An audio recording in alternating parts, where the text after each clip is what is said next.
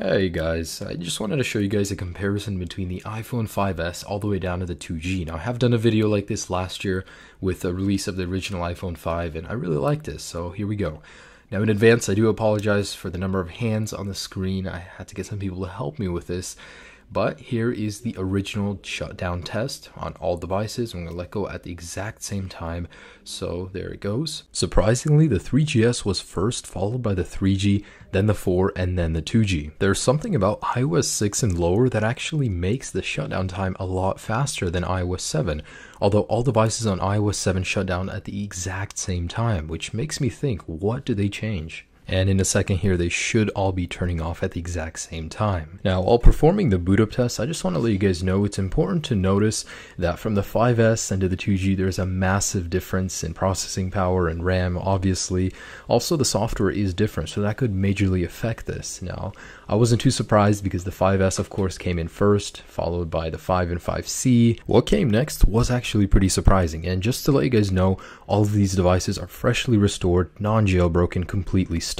So the 5C and 5 was followed by the 4S, and surprisingly the 2G came before the iPhone 4, then the 3GS, then the iPhone 4, and then the iPhone 3G at long last. That was actually really surprising for me to see because these are all running the latest firmwares, and the 2G is obviously not as powerful as the 4.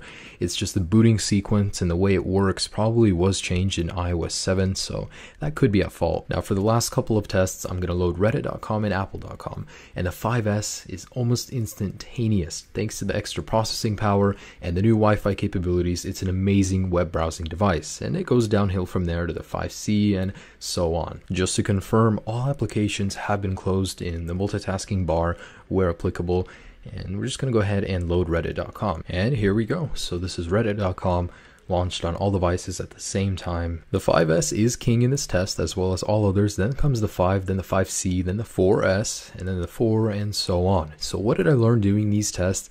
I learned that the amount of processing power is greater, of course, as the generation goes on, but it's marginally less noticeable the higher you go. So if you have a 5, I wouldn't really recommend upgrading to a 5S just based on the fact that you want an extra little bit of power because it has an amazing amount of power as it is. If you're always upgrading to the latest and greatest just based on that little spike in power, this video I just showed you guys that it isn't even that noticeable in your day-to-day use. So these videos I always enjoy making, guys. I really hope you guys liked it as well. Have a great day, guys. Peace.